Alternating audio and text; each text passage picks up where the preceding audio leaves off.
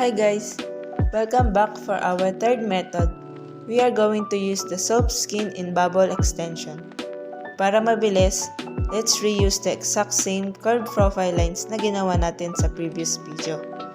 Bago natin simulan, let me explain why this extension is super useful.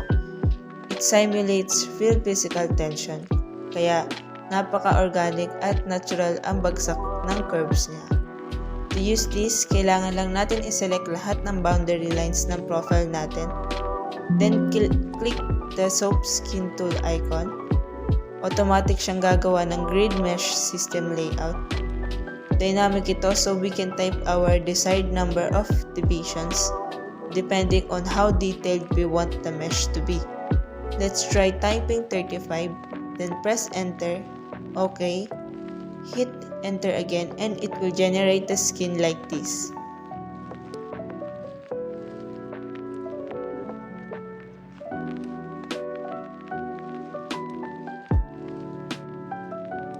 Ang isa pang cool feature dito, pwede nyo siyang lagyan ng inflation o hangin sa loob by typing a pressure value.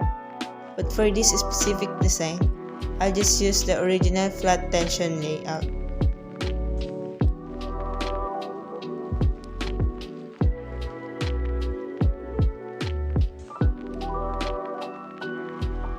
Now, if you want to modify it further, you can actually use the Smooth tool from the Sandbox toolbar na natutunan natin sa first video para i-reshape ang mesh.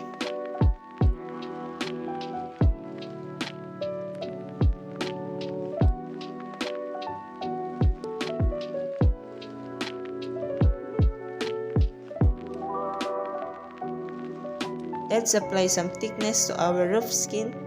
Gagamitin natin ulit yung joint push-pull tool.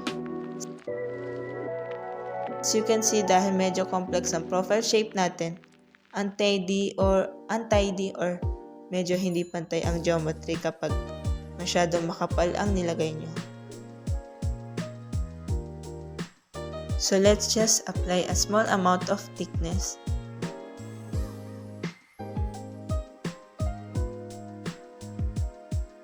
Around 0.30 meters.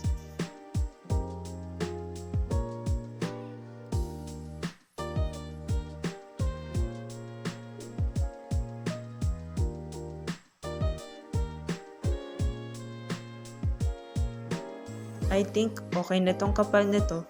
To make it look cleaner and more polished, let's smoothen the edges using the softening option inside the JHS power bar.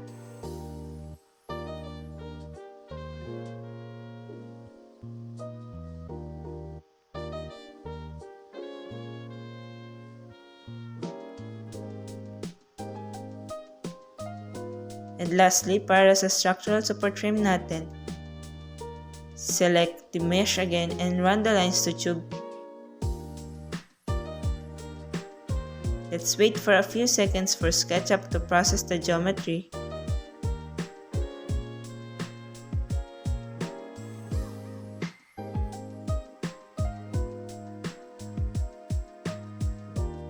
And done! Look at that neat grid shell support framework under our tensile roof structure.